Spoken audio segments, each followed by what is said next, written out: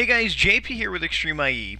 Wanted to give you guys a quick demo here. Well, not a quick demo, but wanted to give you guys a demo of our lab. You can see up on your screen right now that we have CIMC, which is Cisco's integrated management controller. That we have it up on the web browser here. We're using Google Chrome, and just because I want I want you to be able to read the screen and whatnot, I just kind of have it slimmed down so that the browser and my favorites and the address and all that kind of extra stuff is out of the screen to make this a little bit bigger.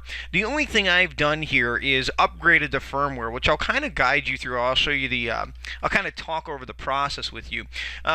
This is a brand new server that we just took out of the box. We just racked and stacked it. We just cabled it up. And I'm going to walk you through how we're going to set up a brand new lab here for XtremIE. We're going to run GNS3, we're going to run ESXi, and I wanted to walk you guys through it. This will help you, I think, with a few different things. It'll help you to build your own lab. It'll help you to learn CIMC. It'll help you to just kind of, if you're new to this, if you've never really built yourself a really good lab on a beefy server before, this will be a good guide for you. Now, if you're curious what this server looks like, you can go and you can Google the datasheet. You can just say, Cisco UCS C220, it's a C series M4. So this is a single rack, a single U server. Let me just scroll down here. So it's a 1U server. Come on, there we go. You can see we have 8 drives here. I don't want to zoom in too much, but you can see we have a power and a reset button right here. We have some LED lights and then a console connection here. On the back of the server, we have a number of different ports. Now, these may be different based on your server, so you may not have additional 4 network cards here. I actually have, I think, installed just to see if it was compatible. I do have a card here installed that has 4 network ports in it, but I don't think it's compatible. Not sure why, I haven't looked at it. But this is the overall generic back of the server. So generally speaking, you'll have dual power supplies. Just a word, if you're not going to plug both of them in, sometimes if you're running this in your bedroom, right? I have mine sitting in my recording studio in another room that's in my rack. I have a 22U rack or 24U rack, something like that, and I think I have like 10 or 12 of these guys sitting in there. And I generally don't use both power supplies because I don't want to have to install the extra electrical. I don't want to have that much power, so I usually just plug in one. And if you're running 2 of them and you have 2 installed, the server will throw what it calls a critical alarm, because it will see that you have 2 installed but you're only running 1. So you may just want to slide the second power supply out a little bit so that it's not actually connected. But you can see here you have your VGA connection, 2 USB ports for your mouse and or keyboard, or if you're going to run it in a KVM or something.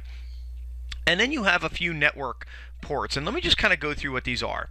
These 2 ports here, in fact, if you scroll down, if you're in the same data sheet, if you pull this up, it'll give you kind of the description of what they are. So you can see here that if you're going to plug, let's deal with number 8 first, we'll go backwards. If you're going to plug in this box to your network, so you're going to run a NIC team in Windows, or whatever you're going to do, in the case of VMware, maybe we want to run 2 separate network cards for the management, where we would connect to the vSphere client, and then we want to run maybe a separate chunk of NICs for the actual trunk ports to our guest operating systems.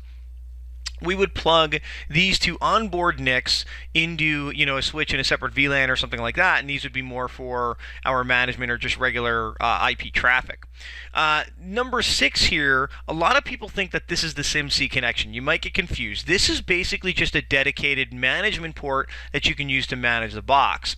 Number 7 is where your CIMC is. So number 7, your serial port RJ45 connector, this is basically like a serial connection to the box. This is like consoling into a router or a switch, right? You can get it to it remotely, but this is kind of like your console port. What you'll do is you'll plug this into your switch, and you can put it on a management VLAN. You can put it on, you can put it in its own VLAN if you want to. You can DHCP, which in fact is the default.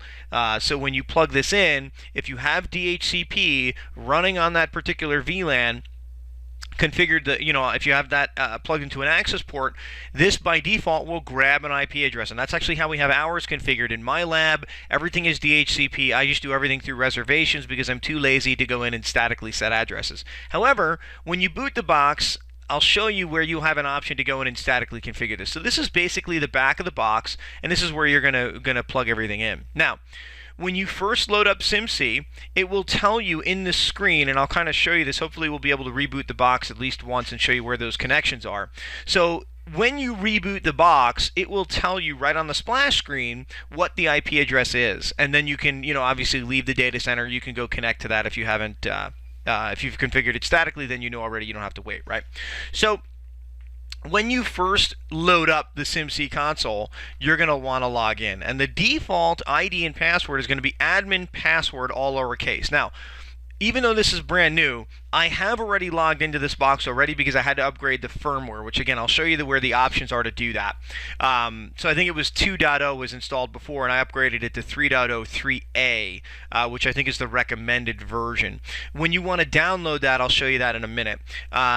So the default admin ID is admin, and the default password is password, but I had to change this because when you first log in, it's going to ask you to change it to a secure password. So you'll need your special character, you'll need your number, you'll need etc.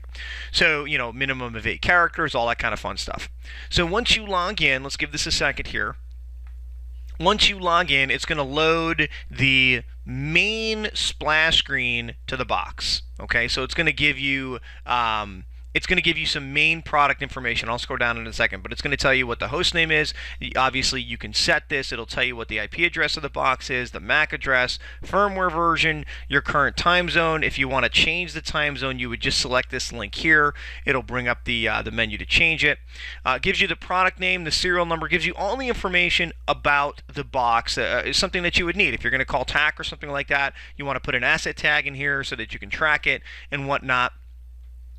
Scroll down a little bit, it'll give you the utilization of the box. I mean, a lot of this is self-explanatory, right? And by the way, this is the newer firmware version, which again is 3.0. If you've just taken your 220 out of the box, you may not have the same views, right? Unfortunately, I didn't record a video of what it looked like beforehand. It is very different.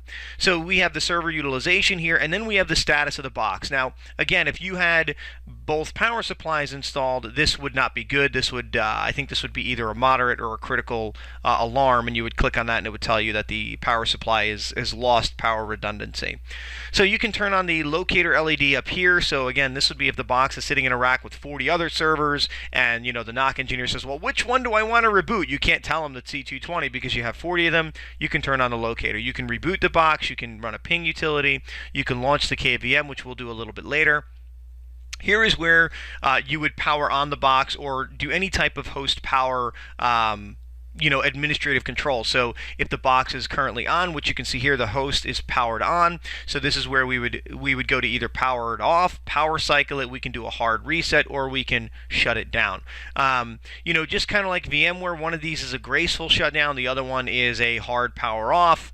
So you just have to know which one you want to select. Now, over here, you can see we have the Cisco logo where my mouse pointer is. To the left of that, we have our menu. Now, if I select this, the navigator here, that's what I wanted to see what it was called, toggle navigation, right? So if I want to expand the navigator here, I have a couple of different options that I can select on. I'm not going to go through all of them, but I'll go through some of them just to kind of show you the GUI screen.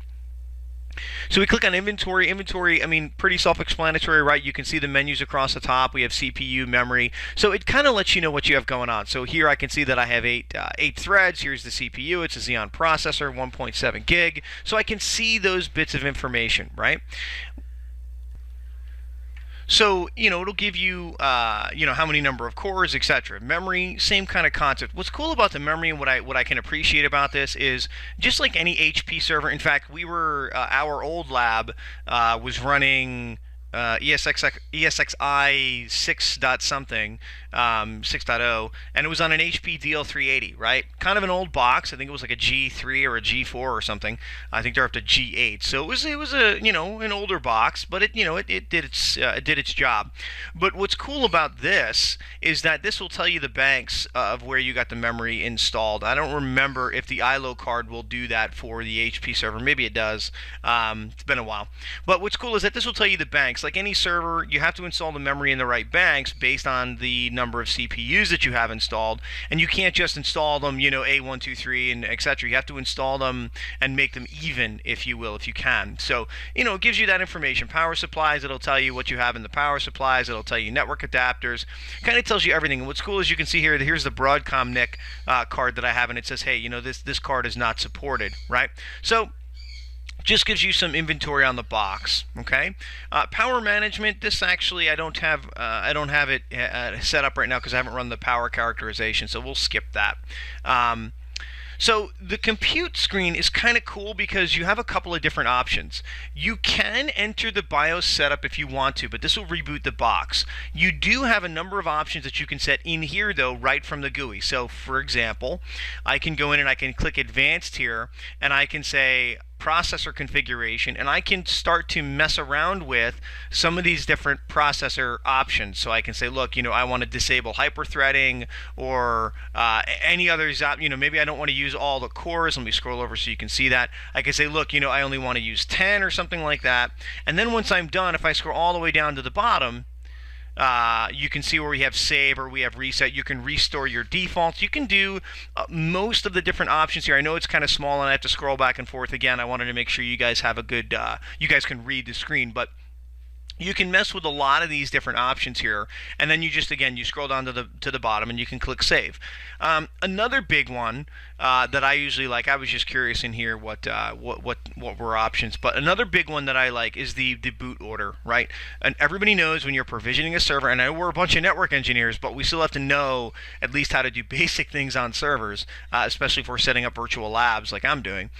We want to mess with the boot order, right? You're going to boot off a USB thumb drive, or you're going to boot off a disk or whatever. You want to be able to modify the boot order. So what we can do is we can come down here, we can say configure boot order, and then we can either do a basic boot order, so I can say, look, I want to boot off the CD-ROM and then the hard drive, or we can create an advanced one. Now I've already created one for virtual media, and what I'm going to do is just expand that to just kind of show you what it looks like. So here in the virtual media, you can see that the subtype is a KVM mapped DVD. So essentially what this is, it's kind of a cool option in CIMC. What you can do is, let's say you download an ISO image, right? So for example, we were talking about the firmware. So let me go to cisco.com real quick, and we'll go to support, and I'll say C220, and I'll pick M4. And we'll go to the firmware. So these are all the things you can download for this particular box. So we'll go to the UCS server firmware, and so this was the ISO image. Of course, if you want to download this, you have to have. If I click download, it's going to ask me for my credentials. I think I'm already logged in, or it's already cached, but you'll need your CCO, your Cisco login, to be able to download this. But the point is that you download this ISO image, and then of course what do you need to do? Normally you have to boot it to a CD, or you have to burn it to a CD, then you boot off it. What CIMC allows you to do, and I'm not really an IBM fan or a Dell fan or really even an HP fan. I'm a Cisco guy, so forgive me. All of the other consoles to these boxes may allow you to do the same exact thing. If they do, great. I'm just not 100% sure because I'm a UCS guy. I'm a Cisco guy. That's what I do. So anyway, so what I can do here is I can map. I can say, look, you know what? When I start a KVM session, when I launch the KVM session, I want to be able to map a DVD to an ISO image sitting on my desktop. And I want that to be part of my boot order, and in fact I want it to be number one. So when I start a KVM session and I connect it to an ISO image, I want that to be the very first thing the server looks to, essentially, to boot, right? So I'm just going to click close. We're not doing anything there. All right, so you have some various different other settings that you can look at. I'm not going to go into all of them. What's weird about this new version, I noticed, is that the networking tab actually doesn't bring up the networking. It's not really a bad thing, because if you expand the admin toolbar, networking is in here. So I'm not really sure why it's there or why it doesn't work. It's important to know that this networking screen is actually your CIMC networking screen. So this isn't for, the NICs on your box. This isn't to configure NIC teaming or anything like that. This is actually the CIMC network card. So if you wanted to change the host name, you'll have some default host name like C220 and then maybe the serial number of the server. You can modify that if you want to, and that's exactly what I've done here. I just changed it to XIE, XtremIE lab number 1, right? When I get the other, 11 servers up and running, they'll be 1, 2, 3, all the way through 12, right? Here's where you would obviously disable DHCP and give it a static address. If you didn't already go through and do it in the other screen, you could enable it for IPv6 if you wanted to. You could give it a VLAN tag. So there's a number of different options that you have. NTP, for example. So if you wanted to enable your server to use NTP, you could do that. Again, this is my lab. I don't really care. Network security, you can have filtering. You can have whitelisting, who's allowed to connect to the box, etc. So you have some additional options. Your user management, what's interesting here is that you can actually connect this to LDAP. So any of you guys, if you're expanding your lab at all and you're running Active Directory in your lab at all, and you're using maybe ICE or other things in your lab, and you have Active Directory on the back end, and you have some users, or even in production, right? If you have production users, admins that you want to be able to control who can and cannot log into the box, you can synchronize this with Active Directory. You'd give it your domain name, you'd give it your base DN, you would give it the login credentials to log into Active Directory, and then you could do it based on groups, right? I could say, hey, server admins, these guys are allowed to log into CIMC, right? And then they would be able to, right? We're not going to set it up. I'm just showing you where the option is, right? So in the older versions, if you click, you see me keep going back to the navigator here. Again, it's just up here. When I click on that, it expands this out. You can change, I think you can change some of the views here if you want to, and you can have some different categorizations if you want to. So I'm going to say firmware management. Now in the older versions, you can see here it says backup version 2.0. In version 2.0, it gave you options to actually upgrade the firmware and the BIOS based on a file you download. So in other words, if I had a file on my desktop and I wanted to just upload the firmware or the BIOS, I could do that based on the based on that file, right? I could just click the link. In this version, in this newer version, I haven't found where that is yet. I don't know if it's still an option that's in there. One option that is still there is the activate button, though. But they're not all. You're not able to really go back and forth all the time. For example, if I go to the BIOS. First of all, when you update any of these, actually it may be in here if I say update. Yeah, so here we go. So, I can install based on a file if I want to. So I can either say, hey, you know what, I'm going to browse to my desktop and I'm going to install just the BIOS, right? Or I can say I want to install this on a remote server. Let me bring this up, and I can say, hey, I want you to, TFTP the BIOS, right? So we'll say cancel. In the older version, these are just a couple of links up here in the left.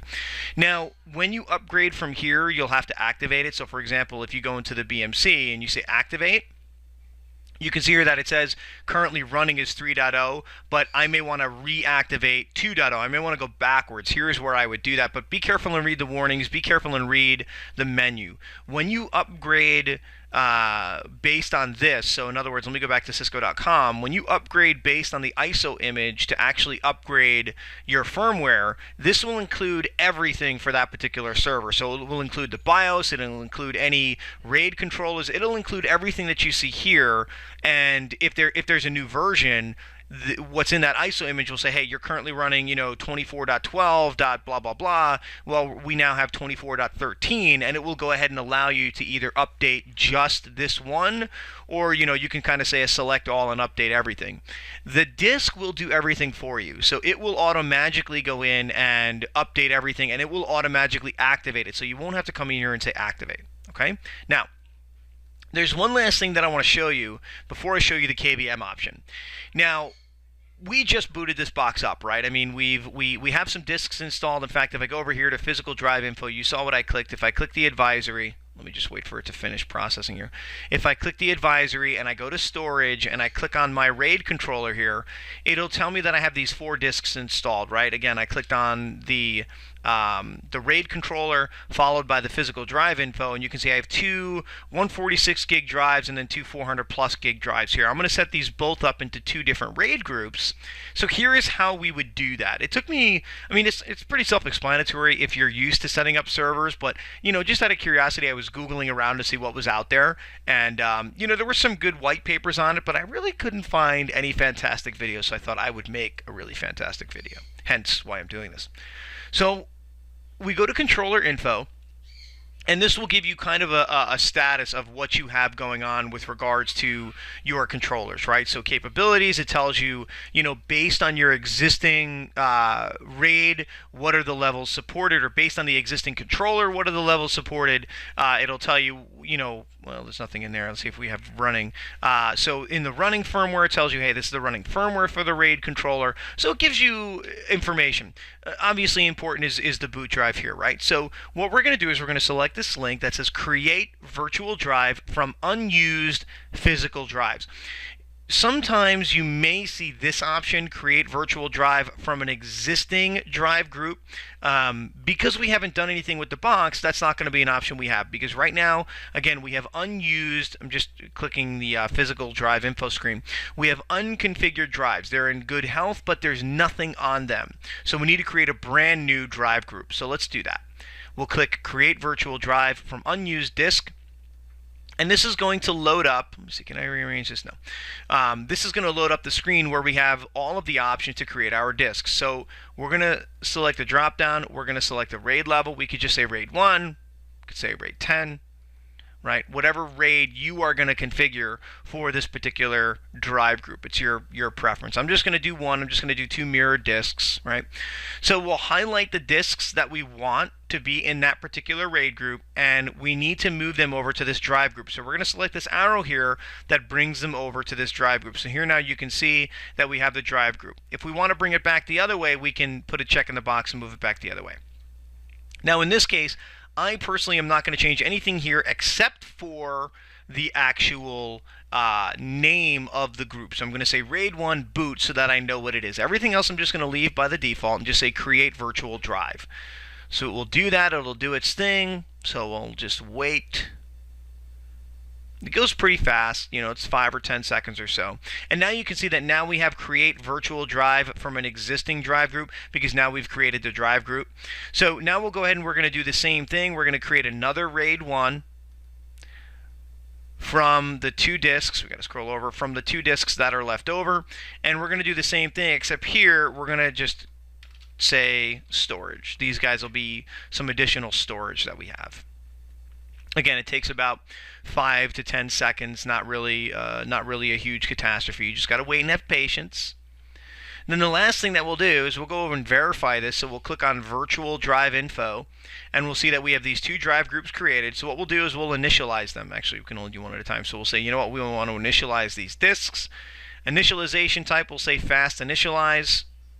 And then we'll go ahead and we'll do the second one, the storage disk. So we'll go ahead and put a check in that box, and we'll say initialize. So now once they're initialized, the only thing I'm going to show you to finish up this video is the KVM option. So what we'll do is we'll stop this video right at the point where we're going to go ahead and boot the box and get it to boot off of the VMware ISO image that's currently sitting on my desktop. So let me show you how to do that. So what I'm going to do is I'm going to say launch KVM. When I click on this, it's going to give me two options, either HTML or Java based. I prefer Java, so I'm going to click that. It's going to say, hey, where do you want this saved? So I'm just going to go ahead and say save, and it's going to drop down here right to the bottom of my browser. So I'm going to click it, and it's going to pop open Java. You do have to make sure that you are running the supported version of Java for the version of CIMC that you're running, right? In my case, I don't care. Brand new version of Java I just installed, brand new firmware. If they're compatible, I'm happy. I say continue. So we'll say don't show this again, even though next time it probably will. We'll say run, and then it's going to open up the KVM. Now, the KVM is going to come up off the screen, so let me shrink it down here. And let me just show you quickly, if you go to the view, a lot of times what you'll notice, if I say video scaling, you notice how the print just got real small. A lot of folks don't like that because when they go to resize this, for example, if they go like this or they start to move it around, it starts to move around the size of the actual font. I don't like that, so I want to take off the video scaling so that you guys can still somewhat read the screen while I have it minimized or smaller. Now, what I'm going to do is I can either override the boot device. So in other words, what I can do is I can say, look, I want you to boot via virtual media, or I can create this virtual media, and I'm going to create it just because I want to show you how to do it. By the way, here are your power options here as well inside the KVM. So I can say power off, I can do a warm reboot, or I can just, power cycle the system, right? So I'm going to say virtual media, and I'm going to say activate virtual devices. It's going to connect, and then it's going to give me a couple of prompts here. You're just going to follow the wizard. You're just going to follow the options here. Once it's done, well, there's no options there. Sorry about that. I meant options in here. When you click the virtual media, you'll have 3 options, right? So this is going to give you just basically a wizard that you're just going to follow the options. It's just 2 options. So you're going to select the browse. The browse will be what file do you want to connect to. In other words, where does that ISO image live? You can see that mine's already here because I had already messed around with this, and I figured let me stop and go back and record a video on it. So once I have the ISO image, all I'm going to do is say map device. Once I do that, you can see that instead of saying map DVD, it now has this ISO image selected. So what I'll do is I'll power cycle the box. So I'm going to say, you know what? I want to reset the system. I want to power cycle it. So I'll say yes. And we should, in theory, in the KVM here, we should see this guy power cycle. In fact, I may want to, yeah, there we go. So now we have systems, Cisco systems is going to configure and test the memory. Here's what I was saying before, that your CIMC, your Cisco IMC, it will give you the MAC address if you want to find out where it's connected to, but it also gives you the IP address. This guy is the IP that's been given via DHCP. Now, my reservations are set to like infinity, it's like 9,000 years or something stupid like that. So this guy's never going to change, and I'm okay with that. So once this is finished going through its power on, what's going to happen is it's going to give us a boot menu. And again, if you have not changed your boot order, you'll have an option to change the boot order. If you're just booting up the box for the same time and you want to get into the CIMC, you'll have an option to do that as well. Okay, so still booting up. I think this actually may have rebooted for some of the changes that I made previously and didn't save. So let's just give this a minute here. All right. So now that we're coming up, you can see I get a Cisco logo, and there's going to be a boot menu right here, right? So now I'm going to go ahead and just select the boot menu anyway. So I just pressed F6, but you can see F2 to run your setup, F6 for the boot menu, F7 for diag, F8 to get into your CIMC config. So if you want to go ahead and you want to set this guy to a static address rather than it being a DHCP, you're just going to go ahead and press F8. Not really a big deal. 192 gigs of memory, good deal. That's going to be fun once we get GNS3 going on this guy. Gives you the RAID controller, just a regular power on self-test, just regular server starting up. Not really a big deal, guys. Nothing crazy here. But it is going to give us a boot menu in a minute. Even though we've already modified it, even though it would already boot off of that ISO image, it's still going to give us a boot menu. So you can see entering boot selection menu. Just give it another second and it'll come up. And here we go. So you can see that the very first option that I have is Cisco Virtual KVM, the VKVM mapped DVD. So basically this is saying that this is that virtual media that I already mapped previously in CIMC, previously up here, to that ISO image. Now I can select other things if I want to. Okay, I can enter setup, I could select other virtual media that maybe I've mapped, but again, I've mapped that virtual DVD. So what I'm going to go ahead and do is I'm going to select this, and what we'll see is that we boot up into VMware, and that's where this video is going to stop, and then we'll continue that in another video. So let's go ahead and hit enter, and we should see that it says please wait, and we're going to go ahead and see it starting into VMware. So this is where I'm going to leave you guys. I'm actually going to go ahead and leave this here, and I will start a new video, and let's get VMware installed on this guy. I'll see you guys in the next one. Bye-bye.